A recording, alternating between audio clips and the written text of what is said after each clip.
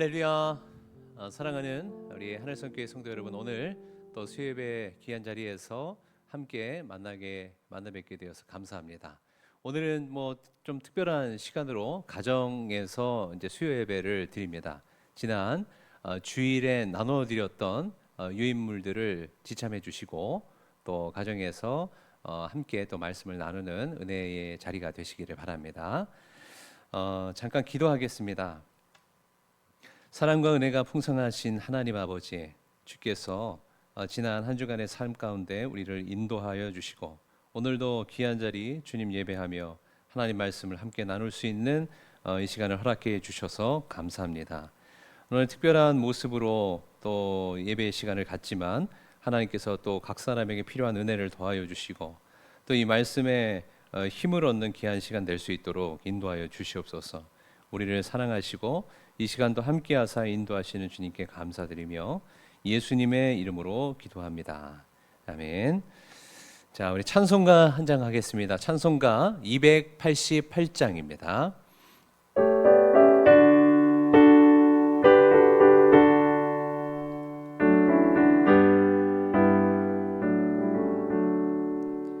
예수를 나의 구주 삼고 성령과 피로써 거듭나니 이 세상에서 내 영혼이 하늘의 영광 누리도다. 이것이 나의 간증이요 이것이 나의 찬송일세. 나 사는 동안 끊임없이 구주를 찬송하리로다. 온전히 주께 맡긴 내 영 사랑의 음성을 듣는 중에 천사들 왕래하는 것과 하늘의 영광 보리로다. 이것이 나의 간증이요 이것이 나의 찬송일세. 나 사는 동안 끊임없이 구주를 찬송하리로다. 주 안에 기쁨 누림으로 마음의 풍랑이 잔잔하니 세상과 나는 간 곳 없고 구속한 주만 보이도다. 이것이 나의 간증이요 이것이 나의 찬송일세. 나 사는 동안 끊임없이 구주를 찬송하리로다.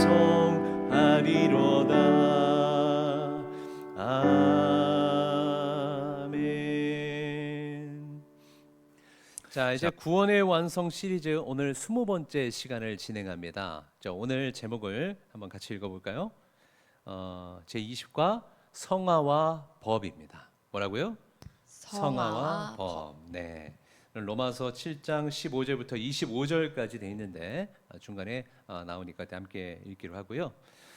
두 가지 질문을 같이 좀 나눠보고자 합니다. 먼저 율법주의.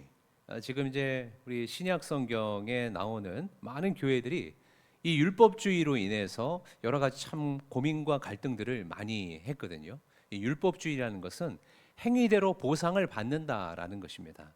그래서 착한 일을 하면 좋은 보상을 받는다. 심지어는 구원까지도 우리가 어떤 좋은 일을 하고 착한 일을 했을 때 하나님 구원을 주신다. 이런 식으로 이해될 수 있는 것이 이제 율법주의라고 할 수가 있겠습니다. 그런데 그 결과는 공로주의적 삶으로 나타나게 되어 있습니다. 공로주의. 그러니까 내가 잘했으니까 그에 대한 공로를 통해서 구원을 받는다라는 이런 의미겠죠. 그래서 이런 삶의 가장 큰 특징이 무엇이냐, 이것을 오늘 좀 살펴볼 것이고, 또 두 번째 질문은 이것입니다. 로마서 7장과 8장은 하나님이 예수 그리스도 안에서 우리를 땡땡 관계로 바꾸어 놓으셨다. 어떤 관계에서 또 다른 어떤 관계로 바꾸어 놓으셨다라고 성경은 이야기하고 있어요. 특별히 로마서 7장, 8장에서 이것을 어떻게 정리하고 있는지 오늘 한번 같이 살펴보고자 합니다. 자, 본문 이해로 들어가겠습니다. 오늘 성화와 법에 대한 얘기인데요. 본문이에요. 우리 첫 번째 문단을 함께 읽겠습니다. 시작.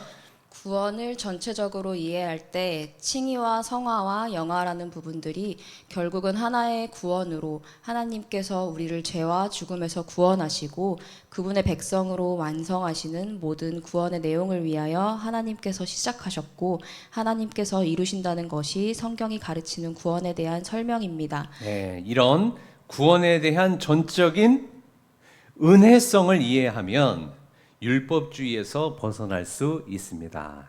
괄호 넣기가 되어 있죠. 네, 구원에 대한 전적인 무슨 성?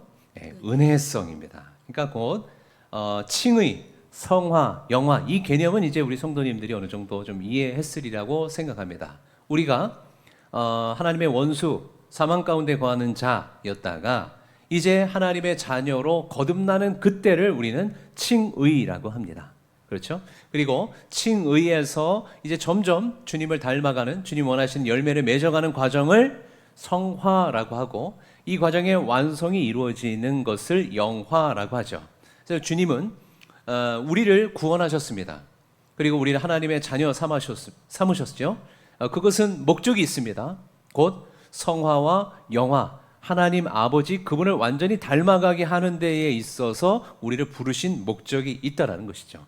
그런데 우리가 부름을 받고 구원을 받았을 때 이 모든 과정을 구원이라고 말하는데 이 모든 과정에 있어서 전부 나의 공로로 되어지는 것이 아니라 하나님의 은혜로 되어지는 과정이기 때문에 구원에 대한 전적인 은혜성을 이해해야 율법주의 혹은 공로주의에서 벗어날 수 있다라는 것입니다. 자, 그러면 율법주의에 대한 좀 이해를 좀 더 이렇게 갖기를 원하는데 뒤에 쭉 이어진 문단을 한번 같이 읽겠습니다. 시작. 율법주의는 우리의 신자된 현실을 이해하거나 점검하는 데 있어서 늘 우리를 괴롭히는 생각입니다. 구원을 얻고 하나님의 백성이 되었으면 예전과 분명히 달라야 한다는 생각이 우리를 괴롭힙니다. 왜냐하면 현실적으로 기대만큼 달라지지 않기 때문입니다.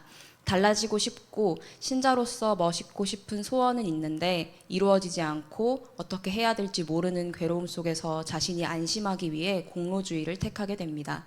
즉 말하자면 맹목적으로 열심을 내거나 헌신을 하거나 어떤 일에 수고하는 일들로 자신을 확인하려는 공로주의로 빠집니다. 이 공로주의의 필연적인 결과는 늘 불안함 속에 사는 것입니다. 이것이 성도들에게 나타나는 커다란 병폐입니다. 네. 자, 율법주의 설명하고 있죠. 우리가 이전의 삶은 다 사실은 율법주의 안에 있는 삶일 수밖에 없습니다. 하나님을 알지 못할 때 우리는 은혜라는 개념조차도 이해할 수 없었거든요. 그런데 율법주의는 뭐예요? 내가 한 만큼 받는다 이거예요.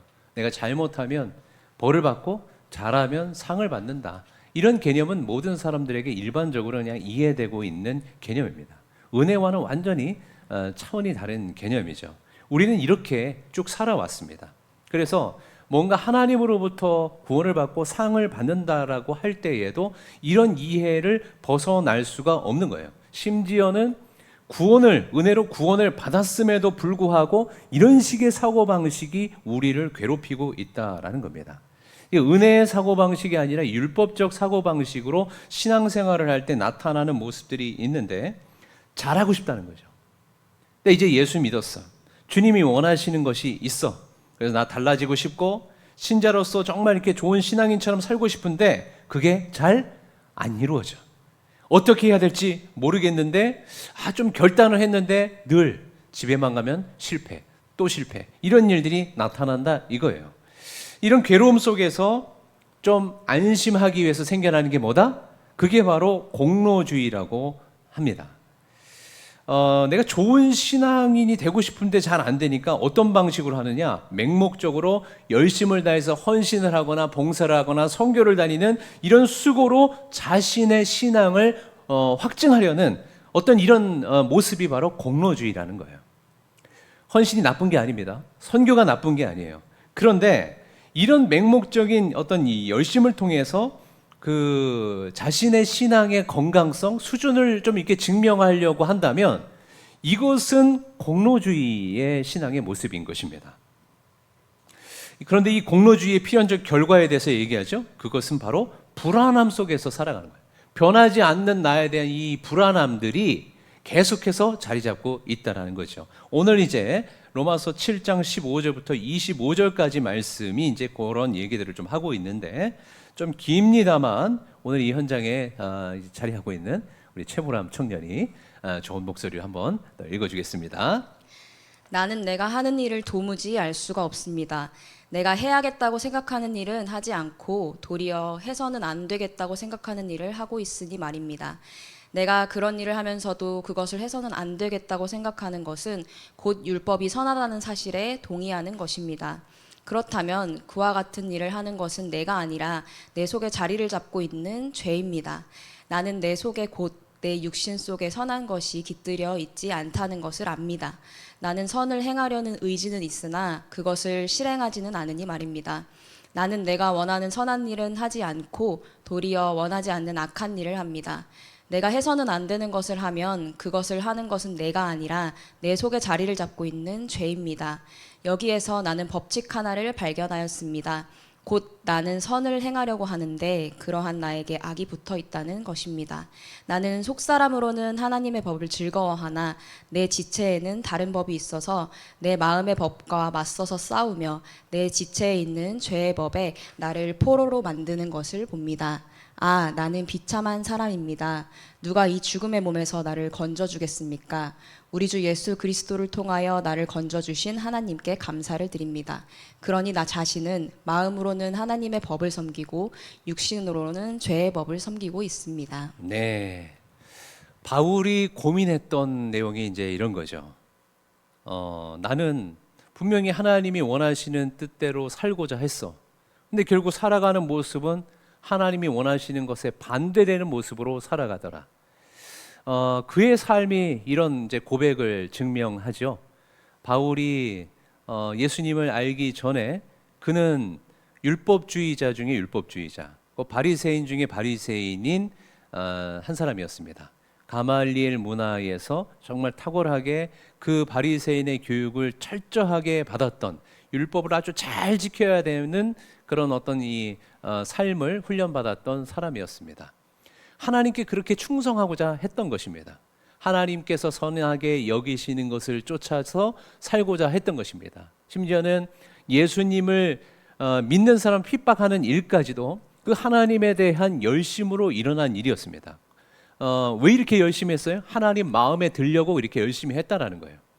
하나님 마음에 들려고 이렇게 열심을 했는데 결국 내가 하는 일을 보니까 하나님과 반대되는 일을 하고 있더라. 이게 굉장히 이제 나중에 발견된 사실이죠. 예수님을 만나고 나서 나는 네가 핍박하던 예수라 이렇게 말씀하시는데, 아니 하나님을 내가 핍박했다고? 자기로서는 도저히 용납이 안 되고 감당이 안 되는 일이었습니다. 그 위대하시고 그 위험 가운데 있으신 그 하나님, 나는 섬기려고 그렇게 열심히 했는데 내가 그 하나님을 핍박했다니, 그 하나님께 원수가 되는 짓을 행하면서 살아왔더니, 그래서 나는 정말 비참한 사람이다. 이 죽음의 몸에서 나를 어떻게 건져내? 내가 이렇게 열심히 했는데도 도저히 하나님께서 원하시는 대로 살지 못했는데 여기서 누가 나를 건져낼 수 있겠느냐라고 이제 나중에 깨닫게 된 거죠.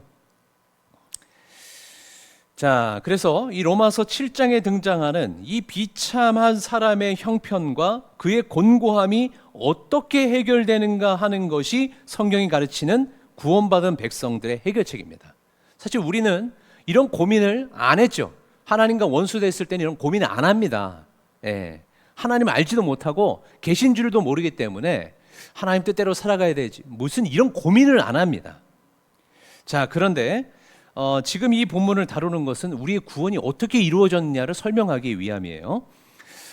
일단은 죄로부터 해결에 대한 정확한 설명을 지금 해결하고 있는데 바울이 나는 비참한 사람입니다로 대표되는 로마서 7장에 사람은 자신의 형편을 나는 선을 행하려고 하는데 그러한 나에게 악이 붙어 있다는 것으로 묘사하고 있습니다. 이것은 율법 아래에 있는 사람으로 자신의 결과를 자신이 원인을 제공하며 얻어야 하는 사람을 말합니다. 율법 아래에 있다 이거예요. 우리가 지난 주일에 그 벼룩의 비유에 대해서 같이 이렇게 보았습니다. 그런데 이 벼룩이 가지고 있는 그 능력을 상자 안에서는 전적으로 발휘할 수가 없죠. 상자의 크기 안에서만 뛰고 그 안에서만 살아갈 수 있게 되어집니다. 율법 아래에 있다라는 것은 그런 거예요. 율법이라는 것은 우리의 삶을 제한하는 거거든요. 해야 될 것과 하지 말아야 될 것들을 제한하는 것입니다. 하나님께서 그런 제한을 하지 않으면 자신의 처지를 알 수 없기 때문에 이 율법이라는 것을 주셨어요. 그런데 사실 율법을 주기 이전부터도 흑암의 권세 아래서 우리가 제한되어 있다는 이 사실을 우리는 모르고 살았습니다. 그거를 깨닫게 하기 위해서 율법을 주신 것이죠. 그러니까 선을 행하려고 하지만 절대 안 되는 거예요. 흑암의 권세 아래에 있어요. 자, 깜깜해요. 이 현장이 다 빛이 하나도 없고 어두운데 여기에서 내가 아무리 좋은 책을 막 이렇게 보려고 해도 이게 내 노력으로 안 되는 일이다라는 겁니다.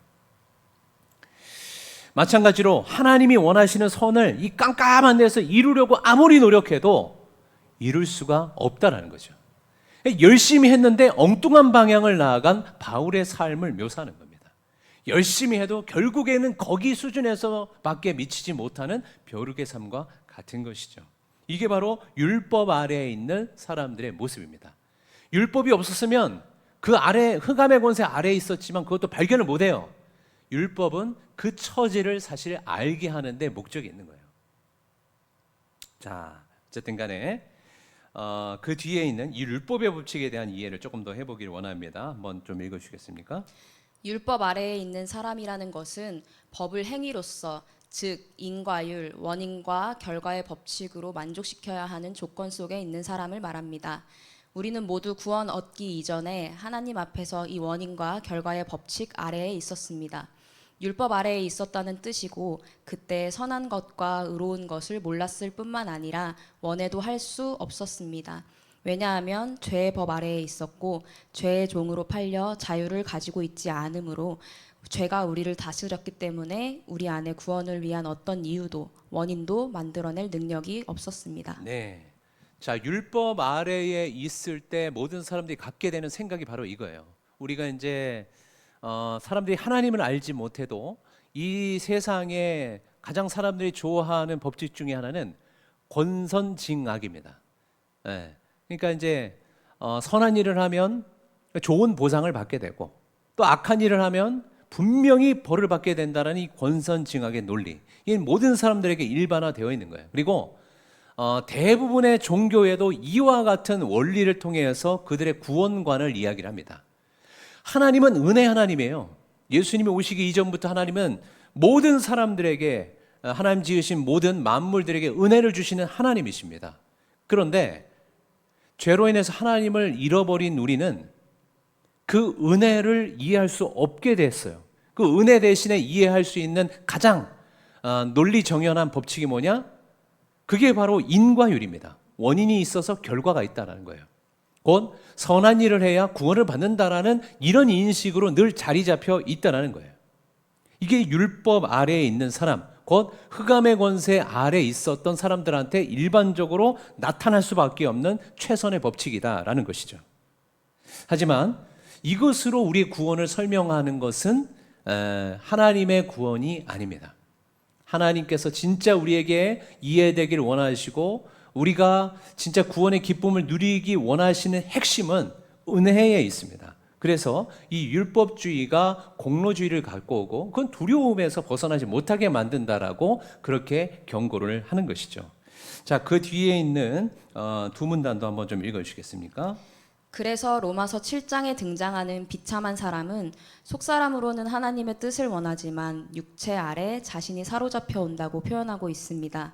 이것을 잘못 이해해서 신자가 하나님의 말씀을 따르려는 소원과 그렇게 하지 못하는 현실을 육에 속한 사람과 영에 속한 사람으로 이분화해서는 안 됩니다. 우리가 신자가 된 이후에 어떻게 해야 하는지를 알면서도 말씀을 따라 가지는 소원을 이루지 못하는 것은 우리의 소원에 비해서 실력이 미흡한 탓입니다. 그것은 전체적인 것입니다. 소원하는 것도 나 자신의 전부이고 그것을 이루지 못하는 것도 나 자신의 전부이지 우리가 둘로 나뉘어서 영에 속한 사람과 육에 속한 사람이 싸우는 것이 아닙니다. 어떤 사람들은 이것을 둘로 나누어서 영에 속한 사람과 육에 속한 사람으로 등급을 나누어 버리는데 이것은 잘못된 것입니다. 네, 자 로마서 7장에 등장하는 비참한 사람, 이거는 이 로마서 7장의 해석은 조금 사람마다 여러 해석들이 있기도 합니다. 바울이 이 고백을 한 것이 예수님을 믿기 전이냐 후냐, 뭐 그런 이야기들을 좀 하거든요. 제가 이해하는 해석은 예수님을 믿기 전이다라고 이해합니다. 비참한 사람, 본인이 하나님을 알고 그렇게 열심히 주님을 따랐는데도 불구하고 하나님께서 원하시는 것과 정반대로 살았던 이 모습, 이게 비참한 거죠. 자, 그래서 이것을 이제 우리가 신앙 안에서 때로는 이제 이런 모습들이 발견되어질 때 영에 속한 사람이다, 육에 속한 사람이다 이렇게 나누어지는 것들이 있는데 이것은 또 다른 문제죠. 왜냐하면 신앙 안에 있는 사람이 이게 영에 속했냐, 육에 속했냐 이것은 성경에서도 나오는 표현이기도 합니다. 어쩔 때 나오냐면 분명히 구원받은 하나님의 자녀가 맞는데 추구하는 삶의 모습이나 살아가는 삶의 모습이 영적인 것을 바라보며 그것을 추구하는 것이 아니라 이 세상에 이전에 율법 아래 있었던, 그러니까 죄 아래 있었던 우리의 삶의 모습대로 세상 것을 추구하며 살아갈 때 육에 속한 사람이다라는 이렇게 표현을 사용하는 부분들이 있습니다. 하지만 이것을 가지고서 사실 이제 싸워 나가는 과정에 지금의 모습을 보고 저 사람 육에 속한 사람이야, 영에 속한 사람이야, 이거 구분하고자 하는 얘기가 아니다라는 것입니다. 자, 우리가 벼룩 비유를 잠깐 들었었지만 벼룩의 10cm 안에 있는 상자 이거를 던져버려도 벼룩이 몇 cm 뛴다고요? 10cm를 뛰어요. 1m, 2m 뛸 수 있는 능력을 가진 이 벼룩이 상자를 던져버려도 10cm만 뛰어요. 왜냐하면 그게 습관이 되어 있기 때문에 그런 거예요. 그럼 이제부터 이 벼룩이 해야 될 일은 뭐예요? 그 습관을 바꿔나가야 되는데 뚜껑 없다는 인식에서부터 바꿔나가는 겁니다. 우리도 마찬가지예요. 너희들이 이제 의의 자녀가 되었어. 이 인식에서부터 우리의 습관을 바꿔나갈 수가 있는 거예요. 이제 너의 주인은 예수 그리스도야. 너의 왕은 창조주 하나님이야. 이 인식의 변화 속에서부터 나가 더 이상 나를 강으로 막을 어떤 장애물이 없구나. 나는 주 안에서 주님 원하시는 그 모습으로 이제 살아갈 수 있구나. 이 인식에서 새롭게 되어짐으로 습관이 달라지기 시작하는 겁니다. 자, 그래서 이 모든 성장의 과정은 영에 속한 사람들의 과정이다라고 지금 말하고 있는 거예요. 자, 그 뒤에 한 문단 읽어주시겠습니까? 우리는 모두 영에 속해 있습니다. 우리가 육에 속해 있지 않고 영에 속해 있다는 것은 로마서 8장 9절과 14절에 등장하다시피 하나님의 영으로 인도함을 받기 때문입니다. 육에 속한다는 것은 로마서 7장과 8장에서는 율법 아래에 있는 사람을 말합니다. 자신이 원인을 가져야만 그 결과를 얻는 법칙 아래에 있는 사람을 육에 속했다, 법 아래에 있다라고 하며 구원 얻은 사람들은 하나님의 은혜 아래에 있다라고 하죠. 그리고 하나님의 영의 인도함을 받아 어디에 속한 사람? 영에 속한 사람이라고 말하는 것입니다. 그러니까 우리 모두는 영에 속해 있어요. 왜? 하나님의 영의 인도하심을 받는 하나님의 자녀가 되었기 때문입니다. 근데 육에 속한 사람들의 특징은 뭐예요? 율법 아래에서 원인과 결과의 법칙으로 자신의 삶을 바라보는 사람을 육에 속했다라고 하는 거예요. 자, 그래서 구원 얻은 사람들은 다 하나님의 뭐 아래에 있다? 은혜 아래에 있다라고 말하는 겁니다. 그리고 하나님의 영의 인도함을 받게 되었기 때문에 영에 속한 사람이다라고 표현할 수 있다라는 것이죠. 자, 그러면은 그 뒤에 문단을 읽어 주시기 바랍니다. 로마서 7장은 8장에서 선언될 하나님의 백성들의 자유와 구원을 확인시키기 위하여 우리가 어디에 있었느냐, 어떤 처지에 있었느냐를 이야기하는 것입니다. 아, 나는 비참한 사람입니다는 하나님의 뜻을 소원하되 이룰 수 없을 뿐만 아니라 능력이 없을 뿐만 아니라 죄에 팔려 있어서 사로잡혀가는 처지에 있다는 것입니다. 그리고 어떻게 이 절망의 자리에서 벗어날 수 있으랴 하는 외침에 대해서 8장은 이렇게 답합니다. 네, 7장이 나는 진짜 곤고한 사람이로다. 여기 표현으로는 비참한 사람이로다. 이게 하죠. 선한 것을 알 수도 없고 찾는다 해도 찾을 수가 없고요. 예, 사실은 흑암, 죄 아래에 있는 사람은 성경에서는 죽었다라고 표현합니다. 죽었다라는 것은 시체를 의미하죠. 시체. 예, 시체한테 무슨 선한 것을 요구할 수 있어요? 너 저기까지 가봐라. 어떻게 갈 수가 있습니까? 너 선한 일을 해봐라. 시체가 어떻게 할 수가 있어요? 볼 수도 없고 알 수도 없고 행할 수도 없는 게 죽음이고 시체입니다. 우리가 그런 모습으로 살았다라는 것이죠.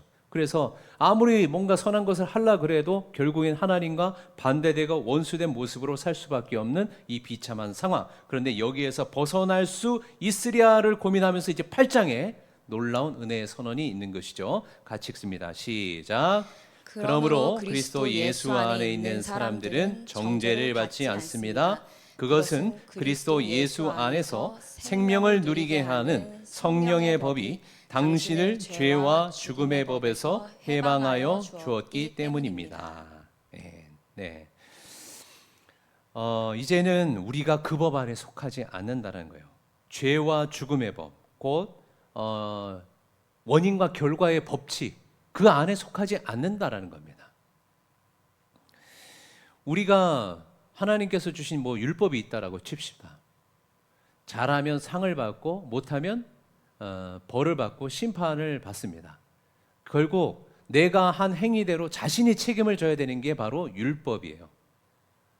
하나님을 떠나서 죄 아래에 있는 사람들은 다 그것을 자신이 책임을 지게 돼 있습니다. 그래서 죄인들은 다 어디로 갑니까? 지옥으로 가는 거예요. 그 결과를 누가 책임져야 되니까? 내가 책임져야 되니까.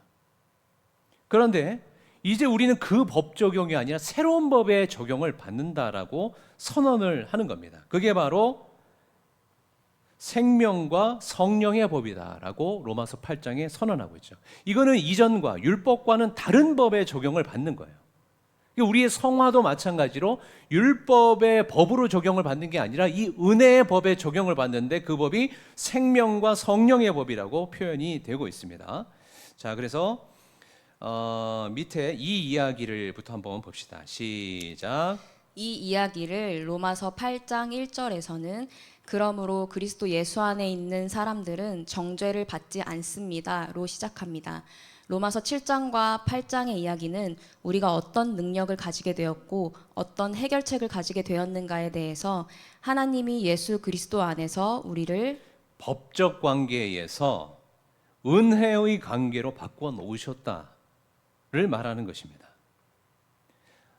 이 표현의 뜻을 좀 더 이해할 필요가 있는데 고린도전서 15장 말씀입니다. 자, 같이 한번 읽어봅니다. 시작. 썩을 이 몸이 썩지 않을 것을 입고 죽을 이 몸이 죽지 않을 것을 입을 그때에 이렇게 기록한 성경 말씀이 이루어질 것입니다. 죽음을 삼키고서 승리를 얻었다. 죽음아, 너의 승리가 어디에 있느냐? 죽음아, 너의 독침이 어디에 있느냐? 죽음의 독침은 죄요, 죄의 권세는 율법입니다. 네. 자, 우리가 이제 구원을 받았을 때에 우리에게 적용되는 법은 다릅니다. 흑암의 권세에서 벗어났기 때문에 권선징악이라든가 아니면 행한 대로 네가 책임을 져야 된다라는 그런 법칙에서 우리는 벗어납니다. 이제는 관계의 법으로 나오는 거예요. 생명의 법, 성령의 법이라는 것은 같은 말입니다. 왜냐하면 성령 안에 생명이 있기 때문이죠. 그리고 생명이라는 것은 곧 그 성령님과 연합할 때에 우리에게 주어질 수 있는 게 생명입니다. 우리가 얼마 전에도 이제 보았지만 포도나무의 비유를 우리가 묵상을 했었죠. 나는 포도나무여 너희는 가지니 너희가 내 안에 있고 내가 너희 안에 있으면 열매를 많이 맺는다라고 말씀을 하셨습니다. 자, 그런데 여기서 서로 안에 있다라는 것은 연합을 이야기하는 거예요. 연합. 그리고 나는 포도나무고 너희는 가지라고 했으니까 어떻게 해야지 이 가지에서 열매를 맺습니까? 연합해 있어야죠. 연결이 되어 있어야죠. 가지에게 생명이 있을 수 있는 유일한 방법은 생명이신 포도나무와 연결돼 있어야만 가지에도 생명이 주어지는 겁니다. 곧 기독교 신앙의 핵심은 예수 그리스도와의 관계에 있습니다. 그래서 우리에게 적용되는 새로운 법은 율법적인 행함과 본인이 책임져야 되는 그런 어떤 법칙이 아니고요. 인과율의 법칙이 아니고 관계의 법칙이라고 얘기하는 거예요. 이 예수 그리스도와의 관계의 법칙이라서 생명의 법이라고 얘기하는 것이고, 성령을 통해서 이 관계를 우리가 건강하게 유지할 수 있기 때문에 성령의 법이라고 또한 표현하기도 하는 것입니다. 자, 그렇다면 이 관계의 법을 우리가 이해할 때 보십시오. 우리가 그 직장에서 사장님이 한 직원을 고용을 했어요. 근데 얘가 이 물건을 자꾸 도둑질을 하네. 이게 CCTV로 발각이 됐어. 어떻게 해야 됩니까 이제? 이 직원은 잘리겠지요? 본인이 행한 일들에 대해서 책임을 지는 거예요. 율법에 적용을 받는다라는 이 관계는 사장과 종의 관계인 거예요. 상정과 종의 관계인 거예요. 그래서 그 정도 관계입니다. 하지만 하나님은 이제 그런 법으로 우리를 대하지 않겠다라는 거예요. 우리를 그런 법 안에 그냥 두지 않겠다라는 거예요. 이제 어떤 관계입니까? 우리가 거듭났을 때 우리가 누구의 자녀? 하나님의 자녀가 되었다라고 이야기를 하죠. 네. 그리고 하나님은 우리의 아버지로 우리가 호칭하도록 하셨습니다. 그런데 아버지가 아닌데 아버지라고 부른다거나, 아들이 아니고 딸이 아닌데 아들, 딸 부를 때 그 호칭이 굉장히 어색하지 않습니까? 그건 진짜가 아니죠. 근데 하나님께서 그렇게 말씀하실 때 이거는 진짜 그런 관계가 되었기 때문입니다. 예수 그리스도의 은혜, 그 보혈의 어떤 능력을 통해서 우리가 하나님의 자녀가 되어서 새롭게 태어난 것입니다. 우리는 진짜 하나님의 자녀가 되었고, 우리 하나님은 우리의 진짜 아버지가 되었고, 이 관계가 영원한 관계가 되었습니다. 자, 이제는 가족이 되었어요. 이제는 다루는 법이 다른 거예요. 관계의 법으로 우리를 대하시겠다라는 겁니다. 원래 하나님은 이거를 원하셨던 거예요. 죄로 인해서 떠나갔고 흑암의 권세 아래 있어서 그들에게 율법적인 이해뿐이 있지는 못했지만, 하나님은 우리가 이 관계의 법, 생명의 법, 성령의 법 안에 우리를 두시겠다라는 선언인 겁니다. 자, 그렇다면 이런 겁니다. 원수 되었을 때 우리를 구원하셨어요. 그러면 우리가 하나님의 자녀가 돼서 하나님한테 좀 이렇게 마음에 안 드는 일을 했어. 그때 우리가 잘릴까요? 안 잘릴까요? 안 잘린다는 거예요. 율법 법 적용을 이렇게 할 수밖에 없는 그 원수였다면 당연히 그게 그렇게 되죠. 사탄 마귀는 나중에 심판을 받습니다. 무슨 법이 적용되는 거예요? 이 행위와 결과의 법칙이 적용이 되는 거예요. 근데 하나님은 우리가 잘못했다 그래가지고 우리를 그렇게 내치지 않는다고요. 이거는 관계의 법이고 생명의 법이에요. 저의 자녀가 이제 지난 주에 그 지금 이 우리 수요 예배 때 쓰는 이 판 있죠, 판. 그 판 하나를 그 깔고 앉았다가 깨먹었대요. 근데 그 얘기를 굉장히 조심스럽게 집에 가는 차에서 조심스럽게 하는 거예요. 그것 때문에 그 혼나고 또 자기가 원하는 어떤 것들을 얻지 못할 것 같은 생각에 굉장히 두려워했던 거죠. 근데 그럼 다음부터 그 실수였으니까 괜찮고 다음부터 그 좀 조심해라 이랬더니 그 뒤부터 이 얼굴이 그냥 확 핀 거예요. 완전히 쫄아있다가 얼굴이 확 핀 거예요. 자, 이게 무슨 법이에요? 이것 때문에 너 그거 깨먹었어? 너 오늘 내 자녀 아니야. 이렇게 되면 이거는 인과율의 법칙, 율법의 법칙이 적용되어지는 관계라고 할 수 있죠. 그러나 내 아들이기 때문에 만약 더 큰 거를 깨먹어도 누가 그걸 보상해? 얘가 그걸 책임질 수 없으니까 아빠인 내가 그걸 책임지고 회복시키고 보상하는 거예요. 이게 하나님의 은혜의 법칙입니다. 그러니까 성화의 과정에 있어서, 오늘 주제가 성화와 법이잖아요. 성화의 과정에 있어서 이게 오르락내리락 해요. 이게 잘 될 때도 있고 안 될 때도 있고, 소원은 하지만 또 실패할 때도 있고 이랬단 말이에요. 그 책임을 누가 지신다고요? 하나님이 지신다고. 이게 바로 성화에 적용되는 은혜의 법이고, 우리의 평생에 영원토록 하나님께서 이 관계 속에서 우리를 다루시겠다라는 놀랍고 은혜로운 약속인 것입니다. 할렐루야. 네, 놀라운 복음이죠. 자, 밑에 있는 글, 죽음은, 시작. 죽음은 나중에 없어질 것입니다. 왜냐하면 죽음은 죄의 값이기 때문입니다. 죄가 없는 곳에 죽음이라는 결과가 나타날 수 없습니다. 그런데 죄는 법이 있어야만 성립이 됩니다. 법이 없는 곳에는 죄라는 것이 성립이 되지 않고, 죄가 성립이 되지 않으면 죽음이라는 결과가 생길 수가 없습니다. 그것이 바로 천국입니다.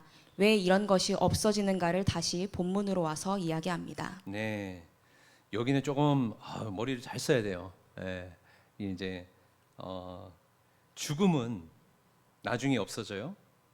죄의 값이기 때문에 사탄 심판을 받게 됩니다. 근데 죄가 없는 곳에 죽음이라는 결과는 없죠. 죄의 삭시 사망이니까 죄가 없으면 사망이 없는 거죠. 그런데 죄라는 것은 법이 있어야만 죄가 되는 거예요. 지금도 뭐 그런 것들이 있죠. 세상에도 뭔가 나쁜 짓 같은데 이 적용할 법이 없어가지고 이 사람을 어떻게 처리를 못하는 이런 일들이 있죠. 그렇습니다. 죄는 법이 있어야만 성립이 되는 거예요. 법이 없는 곳에는 죄라는 것이 성립이 되지 않아요. 죄가 성립이 되지 않으면 죽음이라는 결과도 생길 수가 없어요. 이게 바로 천국인데, 하나님께서 바로 우리를 거기에다가 끌어넣으셨다는 거예요. 이 법칙 안으로. 이제는 우리를 바라보시면서 은혜의 법칙 안에 살게 하셨지, 너 이거 잘못했네, 너 이거 죄야, 심판을 받아야 돼, 이런 식으로 우리를 다루지 않으신다라는 겁니다. 그리고 그 문제를 하나님께서 도리어 책임지시고 우리의 부족한 모습들 속에서도 계속해서 거룩한 열매를 맺어 갈 수 있도록 도우신다는 얘기입니다. 자, 로마서 8장 1, 2절은 시작. 예수 그리스도 안에서 우리가 얻은 것은 죄와 죽음의 법적 관계가 아닌 생명을 누리게 하는 성령의 법이라고 합니다. 법이 없으면 무엇이 없습니까? 죄가 성립이 되지 않고, 죄가 성립이 되지 않으면 죽음이라는 결과를 선고할 수가 없습니다. 끝까지요. 이것이 로마서 7장의 비참한 사람이 8장에서 해방을 맞게 되는 이유입니다. 구원이 우리에게 가져다준 해결책은 우리로 하여금 죄를 이기게 해서 얻게 하는 결과가 아니라, 우리 안에서는 여전히 죄를 짓고 있고 죄에게 지는 죽음과 실패 아래에 있는 사람임에도 불구하고 우리 형편은 똑같은데 하나님과 우리의 관계는 법적 관계가 아니라 은혜와 사랑의 관계로 옮겨져서 법적 지위도 바뀌고 하나님과 원수되었던 관계도 바뀌어 우리의 죄는 더 이상 죄가 아닌 존재가 되었다라는 것입니다. 이것이 구원입니다. 이렇게 정리를 하고 있습니다. 죄가 없어졌어요. 이전에는요, 그 구약 시대에는 죄를 사하는 그런 어떤 이 방식으로서 제사 제도가 있었습니다. 제사 제도. 제사 제도는 소와 양의 피를 통해서 그 죄를 사하는 제도였죠. 근데 히브리서 10장에 보면 그 황소와 염소의 피로는 죄를 사할 수 없느니라 이렇게 돼 있어요. 그럼 뭐예요? 죄를 사하기 위해서 제사 제도를 만들었는데 그걸로는 죄를 사할 수가 없대. 그때는 뭐 한 거냐? 죄가 있는데 이렇게 덮어놓은 거예요. 덮어놨어. 가리워져서 안 보인 거예요. 그런데 죄가 있어요, 없어요? 있죠. 이게 자꾸 문제가 되는 거예요. 이게. 자, 결국 누가 필요하냐? 황소와 염소의 피로 해갖고 이게 제거가 되었고 죄가 없이 되었으면 인류는 아무 문제가 없었을 겁니다만 그게 아니었어요. 그것은 그냥 그림자였어. 본체는 뭐였냐? 예수 그리스도의 십자가 사건인 거죠. 예수님의 보혈로 인해서 이 우리의 있던 죄가 이게 덮여진 게 아니라 이게 제거돼 버렸어요. 죄인은 왜 죄인이냐? 죄가 있기 때문에 죄인입니다. 맞죠? 죄가 없으면 죄인이에요? 아니에요. 예수 그리스도의 보혈의 은혜는 이거를 사해 버리신다고요. 사하신다는 것은 더 이상 하나님께 기억 안 된다고요. 동이 서에서 먼 것 같이 이 죄를 멀리 던져 버리셨다 그랬잖아요. 이건 뭐 어떤 은유적인 표현이지만 더 이상 보지 않겠다라는 것을 의미합니다. 제거됐다는 거예요. 예수 그리스도 안에서 우리는 죄 가운데서 죽었어요. 죽었다는 것은 이제 없다는 거죠. 새롭게 거듭났어요. 하나님의 자녀로. 이 하나님의 자녀를 이야기할 때 하나님이 의로우신 분이시기에 하나님의 자녀도 의로운 자녀인 것입니다. 그리고 의라는 것 자체가 바른 관계 속에 있다라는 것을 뜻해요. 그러니까 우리가 저의 입장에서 저의 자녀들을 볼 때 죄인 자녀가 아니라 사랑하는 자녀인 거예요. 잘못을 했을 때 죄를 진 게 아니라 그냥 잘못과 연약함과 부족함의 실수로 저지른 거죠. 죄가 없기에 뭐도 없다? 심판도 없는 거예요. 사망도 없는 거예요. 그래서 더 이상 죄는 더 이상 죄가 아닌 존재가 되었다는 것입니다. 이게 바로 구원인 것이죠. 우리와 관계를 새롭게 맺으실 때에 이제는 원수와의 따지는 어떤 이게 이 책임자와 종 간의 그런 관계가 아니라 그런 법적인 적용을 통해서 서로 잘못하면은 막 고소하고 고발해야 되는 막 이런 관계가 아니라 이제는 은혜 아래 우리를 있게 하셨고 그 생명의 관계 속에서 우리가 가장 하나님의 선하시고 아름다우시고 풍성한 것들을 넘치도록 누릴 수 있는 관계로 우리를 가져다 놓으셨다는 것, 이게 바로 구원인 것입니다.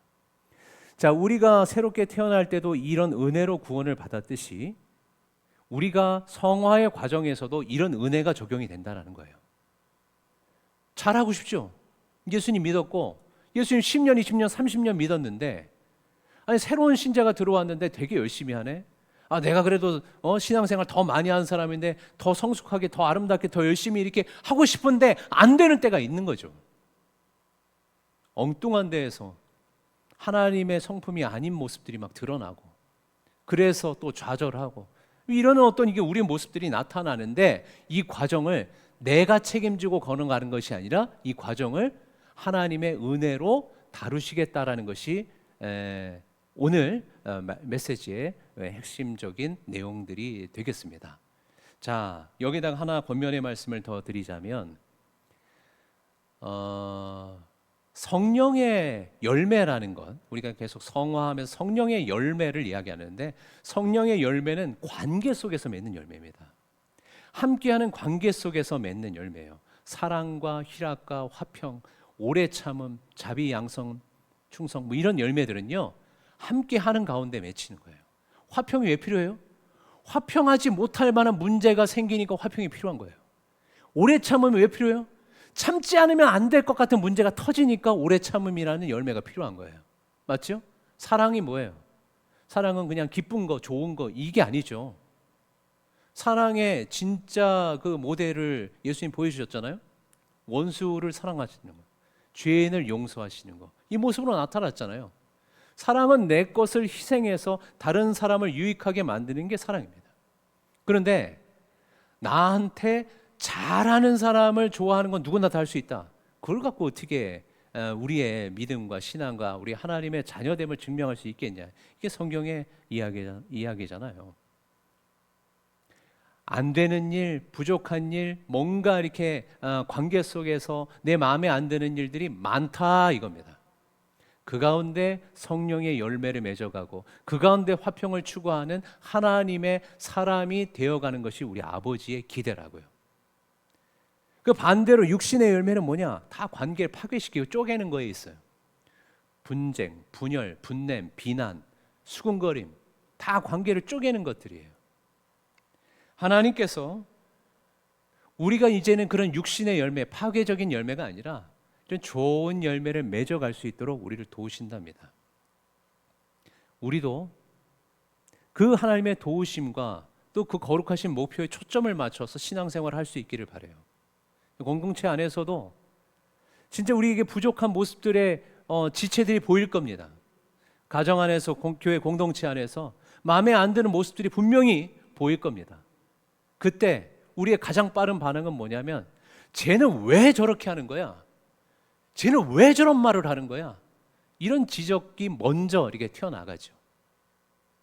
왜 그렇게 하는지 아십니까? 네, 다 오합지졸이라고 그렇습니다. 내가 이렇게 하는 것도 나도 아직 멀었다라는 뜻이죠. 그래서 나는 누가 필요한 사람이에요? 하나님이 필요하고 하나님의 은혜가 필요한 사람이에요. 나무에 붙어있는 가지일 수밖에 없는 이유입니다. 내 능력으로 성령의 열매 되는 거 아니에요. 생명의 법, 성령의 법으로 우리를 다루시기로 하나님께서 그렇게 결정하셨을 때 이것에 감사할 수 있기를 바랍니다. 그리고 그 관계를 더 친밀하게 가져갈 수 있는 이 주님과의 동행이 우리의 능력인 줄 믿으시기 바랍니다.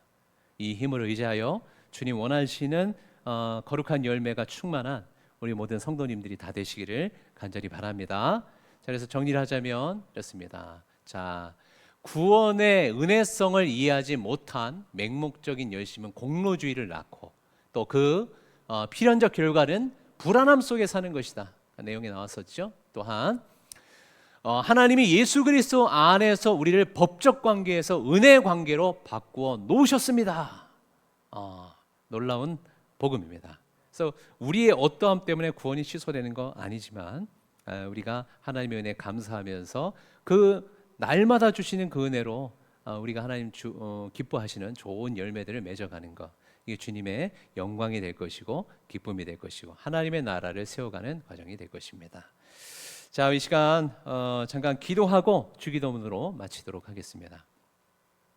사랑과 은혜가 풍성하신 하나님 아버지, 오늘 성화와 법 첫 번째 시간을 통하여서 우리가 율법이라는 그 인과율의 시스템 속에 우리가 우리의 행동과 결과를 책임져야 되는 사람으로 살아왔었지만 이제는 하나님 우리를 하나님의 자녀로 받아주셨고 예수 그리스도의 그 크신 은혜로 인하여 이제는 은혜의 법 아래서 생명의 법 아래서 새롭게 살게 되었음을 깨닫게 되었습니다. 우리가 원수 되었을 때 우리를 사랑하시고 구원하신 것처럼 우리의 많은 부족한 모습에도 여전히 우리를 사랑하시는 하나님의 은혜를 의지하는 것만이 하나님의 우리를 향하신 기대와 뜻을 이루어가는 가장 지혜로운 길임을 깨닫습니다. 주의 은혜를 사모하는 우리들 되게 하시고 하나님과의 관계를 더 친밀히 할 수 있도록 가까이 하는 우리의 삶이 되도록 성령께서 늘 인도하여 주시옵소서. 하나님의 마음을 알게 하시고 또 하나님의 능력을 힘입어 거룩한 열매를 맺어갈 때 우리의 가정과 교회와 현장 속에 하나님의 나라가 이루어지는 것들을 보게 하시고 내 삶에서는 성령의 열매가 아름답게 맺혀지는 것들로 주께 영광을 올려드리는 복된 삶이 되게 하여 주시옵소서. 오늘 귀한 말씀을 주신 주님 감사드리고 남은 3일간의 모든 삶의 현장 속에서 주님과 동행하는 우리 모든 성도들 되도록 축복하여 주시옵소서. 감사드리며 예수님의 이름으로 기도드리옵나이다. 아멘. 하늘에 계신 우리 아버지여, 이름이 거룩히 여김을 받으시오며 나라가 임하시오며 뜻이 하늘에서 이루어진 것 같이 땅에서도 이루어지이다. 오늘 우리에게 일용할 양식을 주시옵고 우리가 우리에게 죄 지은 자를 사하여 준 것 같이 우리의 죄를 사하여 주시옵고 우리를 시험에 들게 하지 마시옵고 다만 악에서 구하시옵소서. 나라와 권세와 영광이 아버지께 영원히 있사옵나이다. 아멘.